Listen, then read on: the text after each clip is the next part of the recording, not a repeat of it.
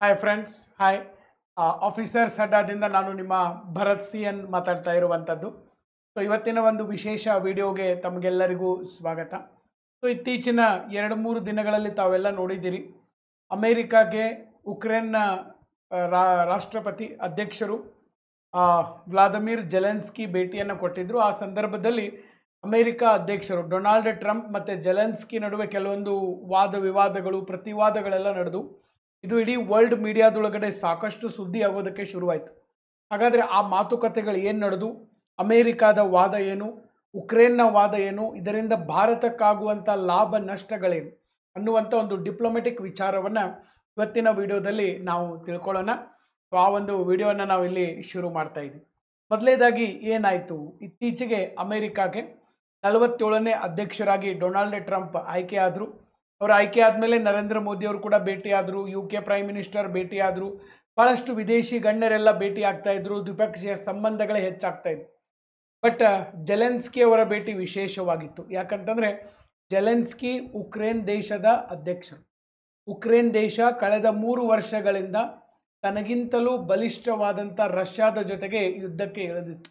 So ಯುದ್ಧದ ವಿಚಾರ ಬಂದೇ ಬರ್ತದೆ. ಸೊ ಇಬ್ಬರ ಮಾತುಕತೆಗಳು ಶುರುವಾದವು. ಬಟ್ ಆ ಮಾತುಕತೆಗಳಲ್ಲಿ ಒಂದು ಲೆವೆಲ್ ಮೀರಿ ಆ ಮಾತುಕತೆಗಳು ಹೋದು ತಾರಕಕ್ಕೇರ್ತು, ವಾದ ವಿವಾದಗಳಾಯಿತು. ಡೊನಾಲ್ಡ್ ಟ್ರಂಪ್ ಅವ್ರಿಗೂ ಸಿಟ್ಟು ಭಾಳ ಬಂತು. ಡೊನಾಲ್ಡ್ ಟ್ರಂಪ್ ಅವರು ಹೇಳಿದರು, ನೀವು 3ನೇ ಮಹಾಯುದ್ಧದ ಜೊತೆಗೆ ಜೂಜಾಟ ಆಡ್ತಾ ಇದ್ದೀರಿ, ನೀವೇನು ಆಟ ಮಾಡಿದ್ದೀರಿ? ರಷ್ಯಾ ಎಂಥ ಬಲಾಢ್ಯ ರಾಷ್ಟ್ರ, ಅದು ನಿಮ್ಮನ್ನು ಮನಸ್ಸು ಮಾಡಿದರೆ 3 ದಿವಸದಲ್ಲೇ ಅವರು ಸೋಲಿಸ್ತಾ ಇದ್ರು. ನಾವು ನಿಮಗೆ ಬೆಂಬಲ ಕೊಟ್ಟಿದ್ದೀವಿ ಅಂಥೇಳಿ 3 ವರ್ಷ ಆದರೂ ಇನ್ನೂ ವಾರ್ ನಡೆದಿದೆ. ಇಲ್ಲ ಅಂದರೆ ನೀವು ಯಾವತ್ತೋ ಸೋತು ಹೋಗ್ಬಿಡ್ತಿದ್ರಿ. ಈಗ ನಿಮ್ಮ ಮುಂದೆ ಯಾವುದೇ ಅವಕಾಶ ಇಲ್ಲ, ಸೋಲನ್ನು ನೀವು ಒಪ್ಕೋಬೇಕು, ಸೋಲು ಒಪ್ಕೊಳ್ರಿ ಅಂಥೇಳಿ ಡೊನಾಲ್ಡ್ ಟ್ರಂಪ್ ಹೇಳಿದ ತಕ್ಷಣ ಸರ್ ಜೆಲೆನ್ಸ್ಕಿಗೆ ಎಲ್ಲಿಲ್ಲದ ಸಿಟ್ಟು ಬಂತು. ಸೊ ಜೆಲೆನ್ಸ್ಕಿ ಮತ್ತು ಡೊನಾಲ್ಡ್ ಟ್ರಂಪ್ ಅವರ ನಡುವೆ ವಾದ ವಿವಾದಗಳು ಪ್ರತಿಯೊಂದು ನ್ಯೂಸ್ ಪೇಪರು, ಪ್ರತಿಯೊಂದು ಚಾನಲ್ದಾಗ ಸಿಕ್ಕಾಪಟ್ಟೆ ಬಂದು. ಹಾಗಾದರೆ ಅಮೇರಿಕಾದ ವಾದ ಏನು? What exactly America wants to tell to the Ukraine? ಅಮೇರಿಕಾದವರು ಉಕ್ರೇನ್ಗೆ ಏನು ಹೇಳತ್ತಾರಪ್ಪ? ಡೊನಾಲ್ಡ್ ಟ್ರಂಪ್ ಸಾಹೇಬ್ರು, ನಾನು ಮೊದಲೇ ಹೇಳಿದ್ದೀನಿ, ಟ್ರಂಪ್ ಅವರು ಆರಿಸ್ ಬರಬೇಕಾದಾಗ ಒಂದು ಕಾರ್ಡ್ ತೊಗೊಂಬಂದಾರೆ, ಏನು, make America great again. America great ಆಗಬೇಕು, ಅಮೇರಿಕಾದವರಿಗೆ ಜಾಬ್ ಸಿಗಬೇಕು, ಅಮೇರಿಕಾದಲ್ಲಿ ದುಡಿದು ಟ್ಯಾಕ್ಸ್ ಕಟ್ಟಿದಂಥ ಅಮೇರಿಕಾದ ಜನರ ದುಡ್ಡು ವೇಸ್ಟ್ ಆಗಬಾರ್ದು, ನಾವು ಬಿಸ್ನೆಸ್ ಇನ್ನೂ ಡೆವಲಪ್ಮೆಂಟ್ ಮಾಡಬೇಕು, ಊರು ಸಾಬರಿ ಮಾಡೋಂಗಿಲ್ಲ. ಅಮೇರಿಕಾದವರು 1945ರಾಗ ಜಗತ್ತಿನ ಬಲಾಢ್ಯ ಶಕ್ತಿ ಆಗಬೇಕು. ಅಲ್ಲಿವರೆಗೆ ಎಲ್ಲ ಬರೀ UK, ಬ್ರಿಟನ್ ಸೂರ್ಯ ಮುಳುಗದ ಸಾಮ್ರಾಜ್ಯ ಅಂತಿದ್ರು ಬ್ರಿಟಿಷರು. ಯಾವಾಗ ಹಿರೋಶಿಮಾ ನಾಗಸಾಕಿ ಮೇಲೆ ಬಾಂಬ್ ಬಿತ್ತು, ಅವಾಗಿನಿಂದ ಸೂರ್ಯನೂ ಮುಳುಗಿದ, ಚಂದ್ರನೂ ಮುಳುಗಿದ. The only powerful nation on the planet earth, that is United States of America. America ಬಲಾಢ್ಯಶಾಲಿ ರಾಷ್ಟ್ರವಾಯಿತು. ಮತ್ತು ಅವರು ಅವಾಗಿನಿಂದಲೂ ಬೇರೆ ಬೇರೆ ದೇಶದಲ್ಲಿರ್ತಕ್ಕಂಥ ಸಮಸ್ಯೆಗಳನ್ನು ಪರಿಹಾರ ಮಾಡೋಕ್ಕೆ ಹೋಗ್ತಾಯಿದ್ರು. ಮತ್ತು ಕೆಲವೊಂದನ್ನು ಪರಿಹಾರ ಮಾಡಿದ್ದಾರೆ, ಕೆಲವೊಂದನ್ನು ಮಾಡೋಕ್ಕೆ ಪ್ರಯತ್ನವನ್ನು ಕೂಡ ಮಾಡಿದರು. ಇದನ್ನು ನಾವು ಊರು ಸಾಬರಿ ಅಂತ ಕರಿತೀವಿ. ಅಫ್ಘಾನಿಸ್ತಾನದಾಗ ಪ್ರಾಬ್ಲಮ್ ಆದರೆ ತಮ್ಮ ಮಿಲಿಟ್ರಿ ಕೊಟ್ಟು ಕಳಿಸ್ತಿದ್ರು. ಇರಾನ್ ಇರಾಕ್ದಾಗ ಪ್ರಾಬ್ಲಮ್ ಆದರೆ ತಮ್ಮ ಮಿಲಿಟ್ರಿ ಕಳಿಸ್ತಿದ್ರು. ಪ್ಯಾಲೆಸ್ಟೀನ್ ಇಸ್ರೇಲ್ ಪ್ರಾಬ್ಲಮ್ ಆದರೆ ಅವ್ರ ಮಿಲಿಟ್ರಿ ಕೊಟ್ಟು ಕಳಿಸ್ತಿದ್ರು. ಅಮೇರಿಕಾದ ಜನ ದುಡಿದು ತುಂಬಿದ ಟ್ಯಾಕ್ಸಿಂದ ಅಮೇರಿಕಾ ಮಿಲಿಟ್ರಿ ನಡೀತಿತ್ತು. ಬಟ್ ಅಮೇರಿಕಾ ಮಿಲಿಟ್ರಿ ಅಮೇರಿಕಾ ದೇಶದ ಜನರ ರಕ್ಷಣೆ ಅಷ್ಟೇ ಅಲ್ಲ, ಆ ಕಡೆ ಎಲ್ಲೋ ಒಂದು ಕಡೆ ಇಸ್ರೇಲು, ಎಲ್ಲೋ ಒಂದು ಕಡೆ ಅಫ್ಘಾನಿಸ್ತಾನದಿಂದ ರಕ್ಷಣೆ ಕೂಡ ಮಾಡ್ತಾಯಿತ್ತು. ಆ್ಯಕ್ಚುಲಿ ಇವತ್ತು ಅಮೇರಿಕಾದ ಒಂದು ಮಿಲಿಟ್ರಿಯನ್ನು ನಡೆಸೋಕ್ಕೆ ಅವ್ರಿಗೆ $800 ಬಿಲಿಯನ್ ಖರ್ಚಾಗ್ತದೆ. $800 ಬಿಲಿಯನ್. ಅದರಾಗ ಪ್ಯೂರ್ಲಿ ಅಮೇರಿಕಾದ ಭದ್ರತೆಗಾಗಿ $400 ಬಿಲಿಯನ್. ಬಟ್ ಇವ್ರ ಮಿಲಿಟ್ರಿ ಬೇರೆ ಬೇರೆ ದೇಶದಾಗ ಐತಲ್ಲ, ಅದಕ್ಕೆ $400 ಮಿಲಿಯನ್. ಅದಕ್ಕೆ ಟ್ರಂಪ್ ಹೇಳ್ತಾರೆ, ನಾವು ಯಾವ ದೇಶದಾಗ ಏನೂ ಮಾಡೋಂಗಿಲ್ಲ, ಪ್ಯೂರ್ ಬಿಸ್ನೆಸ್ ಮಾಡೋರು, ನಮಗೆ ಲಾಭ ಬೇಕು, ನಾವು ಶಾಂತಿ ಸೌಹಾರ್ದತೆಯಿಂದ ಇರ್ತೀವಿ, ನಿಮಗೂ ಶಾಂತಿಯಿಂದ ಇರಂತ ಹೇಳ್ತೀವಿ, ಬೇಕಾರಿರ್ರಿ ಬೇಡಾರ ಹೋಗ್ರಿ, ನಾವು ಮಾತ್ರ ಹಿಂಗೆ ಇರೋರು, ನಮ್ಮ ಮಿಲಿಟ್ರಿ ಎಕ್ಸ್ಪೆಂಡಿಚರ್ ಕಡಿಮೆ ಮಾಡೋರು. $400 ಬಿಲಿಯನ್ ನಮ್ಮ ಜನ ದುಡಿದು ತುಂಬಿದ ದುಡ್ಡು ನಾವ್ಯಾಕೆ ಅಫ್ಘಾನಿಸ್ತಾನದಾಗ ವೇಸ್ಟ್ ಮಾಡೋದು, ನಾವ್ಯಾಕೆ ಇಸ್ರೇಲ್ದಾಗ ವೇಸ್ಟ್ ಮಾಡೋದು, ನಾವ್ಯಾಕೆ ಉಕ್ರೇನ್ದಾಗ ವೇಸ್ಟ್ ಮಾಡೋದು? ನಾವು ಮಾಡೋದಿಲ್ಲ, ನಮ್ಮಷ್ಟಕ್ಕೆ ನಾವು ಇದ್ದು ಬಿಡೋರು ಅಂತ ಇವ್ರದ್ದು. ಬಟ್ ಇಲ್ಲಿವರೆಗೆ ಅಮೇರಿಕಾ ನಡೆದುಕೊಂಡು ಬಂದಂಥ ರೀತಿ ಬೇರೆ ಇದೆ. ಜಗತ್ತಿನಾಗ ಎಲ್ಲೇ ಪ್ರಾಬ್ಲಮ್ ಆದರೂ ಅಮೇರಿಕಾದವರು ಇನ್ವಾಲ್ವ್ ಆಗ್ತಿದ್ರು. ಬಟ್ ಈಗ ಇಲ್ಲಿವರೆಗೆ ಬೈಡನ್ವರೆಗೆ ಕೂಡ ಅವರ ವಿದೇಶಾಂಗ ನೀತಿ ಒಂದೇ ಇತ್ತು. ಬಟ್ ಈಗ ಸಡನ್ ಪೂರ್ತಿ ಉಲ್ಟಾ ಆಗಕತ್ತೈತೆ. ಈ ವಿದೇಶಾಂಗ ನೀತಿ ಅಂತೇನು ಕರಿತೀವಿ, ಫಾರಿನ್ ಪಾಲಿಸಿ ಆಲ್ಮೋಸ್ಟ್ ಸೇಮ್ ಇರ್ತೈತೆ. ಬುಷ್ ಏನು ಮಾಡಿದ್ರು, ಒಬಾಮಾನು ಅದನ್ನೇ ಮಾಡಿರ್ತಾರೆ. ಒಬಾಮಾ ಏನು ಮಾಡಿದಾರೆ ಅದನ್ನೇ ಜೋ ಬೈಡನ್ನು ಮಾಡಿರ್ತಾರೆ. ಜೋ ಬೈಡನ್ ಇದ್ದಿದ್ದನ್ನೇ ಇವ್ರು ಮಾಡಬೇಕಾಗಿತ್ತು. ಬಟ್ ಕಂಪ್ಲೀಟ್ ಉಲ್ಟಾ ಆಗ್ತದೆ. ಕಂಪ್ಲೀಟ್ ಉಲ್ಟಾ ಆಗೋದು ಸ್ವಲ್ಪ ಕಡಿಮೆ. ಫಾರಿನ್ ಪಾಲಿಸಿಗಳು 4-5 ವರ್ಷ ಟೈಮ್ ತೊಗೊಂಡು ಚೇಂಜ್ ಆಗ್ತಾವೆ ಸ್ವಲ್ಪ. ಬಟ್ ಒಮ್ಮೊಮ್ಮೆಲೇ ಚೇಂಜ್ ಆಗಕ್ಕೆ ಆಗೋದಿಲ್ಲ. ಈಗ ಭಾರತದ ಫಾರಿನ್ ಪಾಲಿಸಿ ಹೌದಾ, ಈಗ ನಮ್ಮದು ಪಾಕಿಸ್ತಾನ ನಡು ವೈರತ್ವ ಇದೆ. ಒಮ್ಮೊಮ್ಮೆಲೇ ಯಾರೋ ಪ್ರೈಮ್ ಮಿನಿಸ್ಟರ್ ಬಂದು ಇವತ್ತಿನಿಂದ ನಾವು ಹಳೇದೆಲ್ಲ ಮರ್ತ್ವಿ, ನಾವು ಇಬ್ಬರು ದೋಸ್ತರಂತಂದ್ರೆ ಆಗೋದಿಲ್ಲ. ಅನ್ಬೋದು, ಪೇಪರ್ನಾಗ 2 ದಿವಸ ಬರ್ಬೋದು, ಬಟ್ ಯಾವುದನ್ನು ಮರೆಯೋಕ್ಕೆ ಸಾಧ್ಯ ಇಲ್ಲ. ಆ ನಡುವಿನ ಸಂಘರ್ಷಗಳು ಒಮ್ಮೊಮ್ಮೆಲೇ ಕೊನೆ ಆಗೋಕ್ಕೂ ಸಾಧ್ಯ ಇಲ್ಲ. It will take time. People to people contact ಆಗಬೇಕು. ಆಮೇಲೆ ಕೊಡು ತೆಗೆದುಕೊಳ್ಳುವ ಸಂಬಂಧಗಳು, ರೆಸಿಪ್ರೋಕಲ್ ರಿಲೇಷನ್ಶಿಪ್ ಬರಬೇಕು. ಅದಕ್ಕೆ ಅದರದೇ ಆದಂಥ ಸ್ವಲ್ಪ ಟೈಮಿಂಗ್ ಇದೆ. ಬಟ್ ಡೊನಾಲ್ಡ್ ಟ್ರಂಪ್ ಯಾವುದಕ್ಕೂ ಟೈಮ್ ಕೊಡ್ತಾ ಇಲ್ಲ. ನಾವು ಮಾತ್ರ ಇನ್ನು ಮೇಲೆ ಉಕ್ರೇನ್ ಜೊತೆ ನಿಲ್ಲೋದಿಲ್ಲ. ರಷ್ಯಾ ಭಾಳ ಪವರ್ಫುಲ್ ಇದ್ದಾರೆ, ನೀವೇನು ಮಾಡಿರಿ ಒಪ್ಕೊಂಬಿಡ್ರಿ. ಅಮೇರಿಕಾದವ್ರು ಹೇಳ್ತಾರೆ ನೀವು ಸೋಲು ಒಪ್ಕೊಂಬಿಡ್ರಿ. ಮತ್ತು ಅದು ಇನ್ನೂ ಒಂದು ಸಿಟ್ಟು ಬರೋಕ್ಕೆ ಕಾರಣ ಏನಪ್ಪ ಅಂತಂದ್ರೆ, ಡೊನಾಲ್ಡ್ ಟ್ರಂಪ್ ಹೇಳಿದಾರೆ ಈಗ ರಷ್ಯಾದವರು 3 ವರ್ಷ ಯುದ್ಧ ಮಾಡಿ ಈ ಉಕ್ರೇನಿನ ಭಾಳಷ್ಟು ಭಾಗಗಳನ್ನು ವಶಪಡಿಸ್ಕೊಂಡ್ಬಿಟ್ಟಾರೆ. ಅದನ್ನೆಲ್ಲ ಕೊಟ್ಟುಬಿಡ್ರಿ ಅವ್ರಿಗೆ. ಹೌದು, ಮತ್ತು ಅವ್ರು ಬಲಿಷ್ಠ ಅದಾರ ನಿಮಗಿಂತ, ಅವ್ರಿಗೆ ಕೊಟ್ಟುಬಿಡ್ರಿ. ಏನೇನು ಅವರು ವಶದಾಗದವಲ್ಲ ಅವ್ರಿಗೆ ಕೊಟ್ಟುಬಿಡ್ರಿ. ನಿಮಗೆ ಎಷ್ಟು ಉಳಿದೈತೆ ಅಷ್ಟರಾಗಿ ಬದುಕ್ರಿ. ಯಾಕಂದ್ರೆ ನಿಮಗೆ ಯಾವುದೇ ಅವಕಾಶ ಇಲ್ಲ. ಮೊದಲ ಸಣ್ಣ ದೇಶ ನೀವು. ನಾವು ಬೆಂಬಲ ಕೊಟ್ಟಿದ್ದೀವಿ ಅಂತ 3 ವರ್ಷ ನೀವು ಬದುಕಿರಿ. ಈಗ ನಾವು ಬೆಂಬಲ ಕೊಡೋಂಗಿಲ್ಲ. ಮತ್ತು ನೀವು ಹೆಂಗೆ ಮಾಡೋರು? ನಿಮಗೆ ಉಳಿದಿದ್ದು ಒಂದೇ ಆಯ್ಕೆ. ನೀವೇನು ಮಾಡಿರಿ, ಸುಮ್ಮನೆ ಅವ್ರು ಹೇಳಿದ್ದು ಕೇಳ್ರಿ, ಹಿಂದೆ ಸರ್ಕೊಂಬಿಡ್ರಿ. ಇದನ್ನು ಡೊನಾಲ್ಡ್ ಟ್ರಂಪ್ ಹೇಳ್ತಾ ಇದ್ದಾರೆ. ನಾವು ಮಾತ್ರ ಬರುವುದಿಲ್ಲ. ನಮಗೆ ಶಾಂತಿ, ಸೌಹಾರ್ದತೆ, ನಮಗೆ ಬಿಸ್ನೆಸ್ ಬೇಕು. ಅದಕ್ಕೆ ನಿಮಗೆ ಏನು ಇರೋದ್ರಾಗನ ನೀವು ಇದ್ದು ಬಿಡ್ರಿ, ನಾವಂತೂ ಬರುವುದಿಲ್ಲ. ಹಿಂಗಾದ ಕೂಡ ಉಕ್ರೇನ್ದವ್ರಿಗೆ ಸಿಟ್ಟು ಬಂತು. ಮತ್ತು ಉಕ್ರೇನ್ದವ್ರದ್ದು ಏನು ವಾದ ಇದೆ? ಉಕ್ರೇನಿನ president Vladimir Zelensky sir, Zelensky ಏನು ಹೇಳ್ತಾರಂತಂದರೆ, ನಾವು ಯುದ್ಧ ನಿಲ್ಲಿಸಂಗಿಲ್ಲ, ನಮಗೆ ಶಾಂತಿ ಒಪ್ಪಂದ ಬೇಡ. ಶಾಂತಿ ಒಪ್ಪಂದ ಮಾಡ್ಕೊಂಡ್ರೆ ಏನಾಗ್ತೈತಿ, ಅವ್ರು ವಶಪಡಿಸಿಕೊಂಡಂಥ ಜಾಗ ಇರೋರಿಗೆ ಬಿಟ್ಟು ಕೊಡಬೇಕಾಗ್ತದೆ. ಅದಕ್ಕೆ ಜೆಲೆನ್ಸ್ಕಿ ಏನು ಹೇಳ್ತಾರೆ, ನಾವು ಯುದ್ಧ ಮಾಡೋರನ್ನ, ಮತ್ತು ನೀವು ಯುದ್ಧ ನಿಲ್ಲಿಸ್ಬೇಕಂದ್ರೆ ಏನಾರ ಮಾಡಬೇಕು. ಅದಕ್ಕೆ ಜೆಲೆನ್ಸ್ಕಿ ಏನು ಹೇಳ್ತಾರಂದ್ರೆ, 2014ರಿಂದ ರಷ್ಯಾದವರು ಅಟ್ಯಾಕ್ ಮಾಡತ್ತಾರೆ. ವಾರ್ ಬಿಡ್ರಿ, ಈಗ 2022ರಾಗ ಶುರು ಆಯ್ತು ಫೆಬ್ರವರಿ ಒಳಗೆ. ಇದು 3 ವರ್ಷ ಡೈರೆಕ್ಟ್ ವಾರ್. ಬಟ್ 2014ರೊಳಗಡೆ ರಷ್ಯಾದವರು ಕ್ರೀಮಿಯಾ ಮೇಲೆ ಅಟ್ಯಾಕ್ ಮಾಡಿದರು. Crimea it is one of the part of Ukraine, ಕಪ್ಪು ಸಮುದ್ರದಲ್ಲಿ ಇರ್ತಕ್ಕಂಥ ಪ್ರದೇಶ. ಅದರ ಮೇಲೆ 2014ರಾಗ ಅಟ್ಯಾಕ್ ಮಾಡಿ ವಶಪಡಿಸಿಕೊಂಡಿದ್ದಾರೆ. ಅವಾಗಿನಿಂದ ಇಲ್ಲಿವರೆಗೆ ರಷ್ಯಾದವ್ರು ಏನೇನು ವಶಪಡಿಸಿಕೊಂಡರಲ್ಲ ಎಲ್ಲ ವಾಪಸ್ ಕೊಡಬೇಕು. ಯಾರಿಗೆ? ಉಕ್ರೇನ್ದವ್ರಿಗೆ. ಫಸ್ಟ್ ಡಿಮ್ಯಾಂಡ್ ಇದು ಉಕ್ರೇನದು. ಮತ್ತು ಇನ್ನು ಮೇಲೆ ನಮ್ಮ ಮೇಲೆ ಯಾವತ್ತೂ ಅವರು ಅಟ್ಯಾಕ್ ಮಾಡ್ತಕ್ಕದ್ದಲ್ಲ. ಹಿಂಗೆ ಹೇಳಿದ ಕೂಡ ಮತ್ತು ಸಿಟ್ಟು ಬರದ ಇನ್ನೇನಾಗ್ತದೆ. ಮೊದಲ ಸೋಲಾಕ್ ಬಂದಾರ, ಮತ್ತು ಇವ್ರಿಗೆ ಹಿಂದೆ ಬ್ಯಾಕ್ ಬೋನ್ ಇದ್ದಿದ್ದಾನೆ ಅಮೇರಿಕಾನು ಹಿಂದೆ ಸರ್ಕೊಳಕತ್ತಾರ. ಮತ್ತು ಸೈನಿಕರಿಲ್ಲ ಹೋರಾಡಕ್ಕೆ. ಇವತ್ತು ಉಕ್ರೇನ್ದಾಗ ಹೋರಾಟ ಮಾಡೋಕ್ಕೆ ಸೈನಿಕರು ಇಲ್ಲದೆ ಇದ್ದಿದ್ದಕ್ಕೆ ಮನೆ ಒಳಗಿನ ಸಣ್ಣ ಹುಡುಗರನ್ನ ಸಹಿತ ಸರ್ ಯುದ್ಧಕ್ಕೆ ಕಳ್ಸಾಕತ್ತಾರ. ಆ ಪರಿಸ್ಥಿತಿ ಬಂದೈತಿ. ಮತ್ತು ಸರ್ ನೋಡಿದ್ರೆ ಮೊಂಡು ವಾದಗಳು. ಹಿಂಗಾದ ಕೂಡ ಸಿಕ್ಕಾಪಟ್ಟೆ ಸಿಟ್ಟು ಬಂದುಬಿಟ್ಟೈತಿ.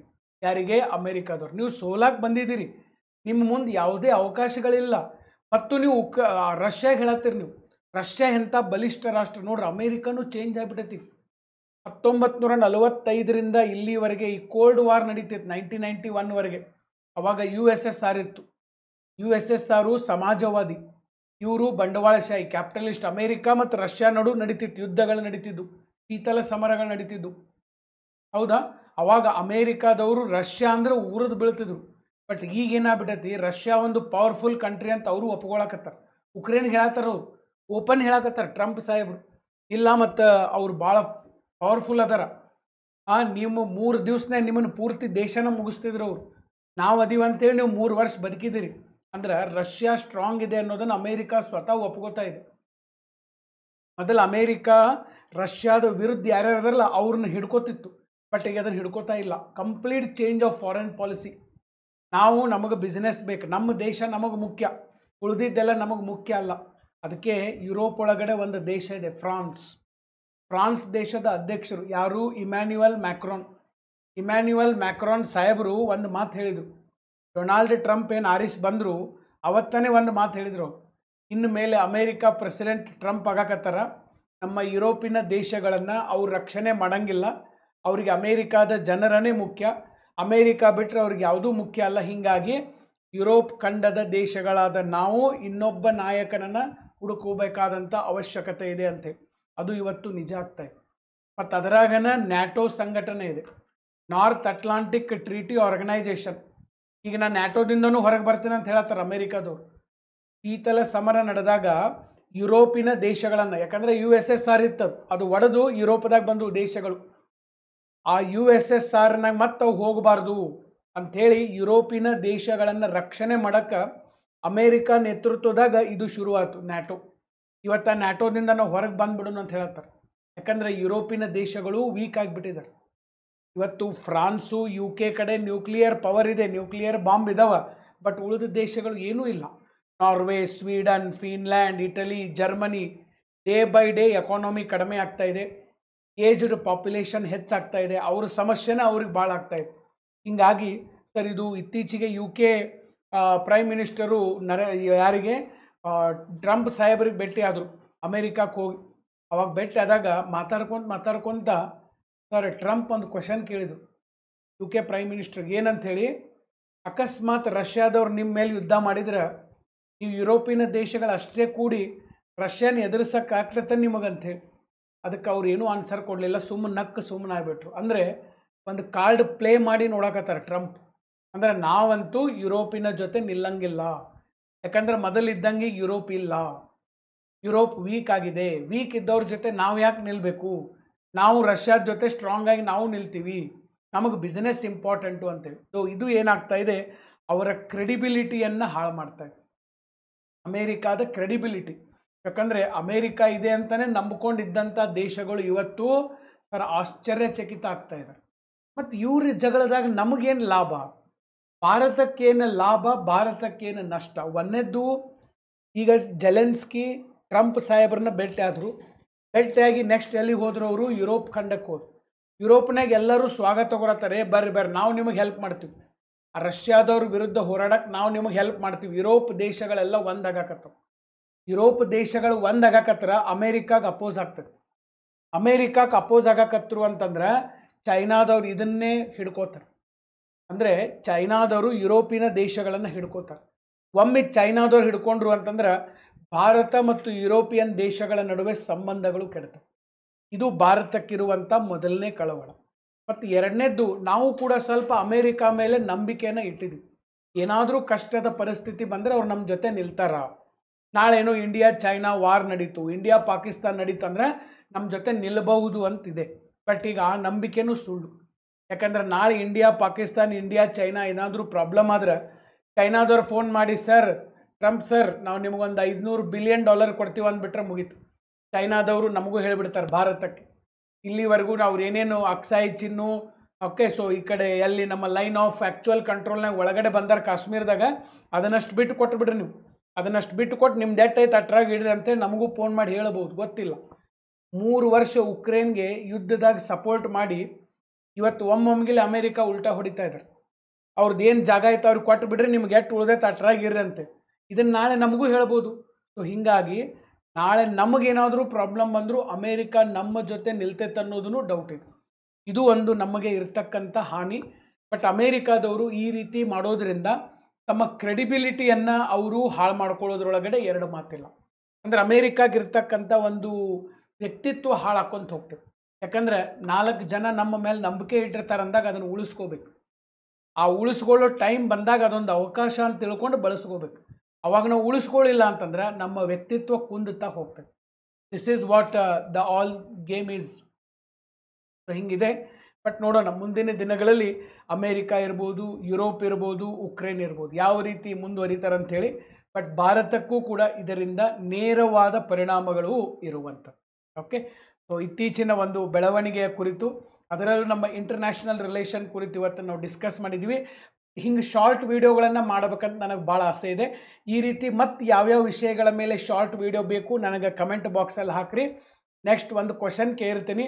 ಅಮೇರಿಕಾದ ಅಧ್ಯಕ್ಷರು ಟ್ರಂಪ್ ಸಾಹೇಬ್ರದಾರ, ಬಟ್ ಅಮೇರಿಕಾದ ಉಪಾಧ್ಯಕ್ಷರು ಈಗ ಯಾರದಾರ ಅದನ್ನು ಕೆಳಗಡೆ ಕಮೆಂಟ್ ಬಾಕ್ಸಲ್ಲಿ ಹಾಕೋದಕ್ಕೆ ಸಾಧ್ಯ ಆಗಿರಬೇಕು. ಮತ್ತು next sir RRB group D exam batch course ನಡೀತಾ ಇದೆ. ಇಡೀ ರಾಜ್ಯದಲ್ಲೇ ಅತ್ಯಂತ ಕಡಿಮೆ ಬೆಲೆಗೆ ಈ ಒಂದು ಕೋರ್ಸ್ ನಡೀತಾ ಇದೆ. ಯಾರಿಗೆ ಅದರ ಅವಶ್ಯಕತೆ ಇದೆ ಕೆಳಗಡೆ ನಮ್ಮ ಆಫೀಸ್ ನಂಬರ್ ಕೂಡ ಬರ್ತಾ ಇದೆ. ಸೊ ಆಫೀಸ್ ನಂಬರ್ಗೆ ಕಾಲ್ ಮಾಡಿ ತಾವು ಮಾಹಿತಿಯನ್ನು ತಿಳ್ಕೊಳ್ಳೋಕೆ ಸಾಧ್ಯ ಆಗಿರಬೇಕು. ಸೊ ತಮ್ಮ ಅಮೂಲ್ಯವಾದ ಸಮಯವನ್ನು ಕೊಟ್ಟು ಈ ಒಂದು ವಿಡಿಯೋ ನೋಡಿದ್ದಕ್ಕಾಗಿ ಎಲ್ಲರಿಗೂ ಧನ್ಯವಾದಗಳು. So thank you very much. Wish you all the very best. Thank you all. God bless you all. Thank you.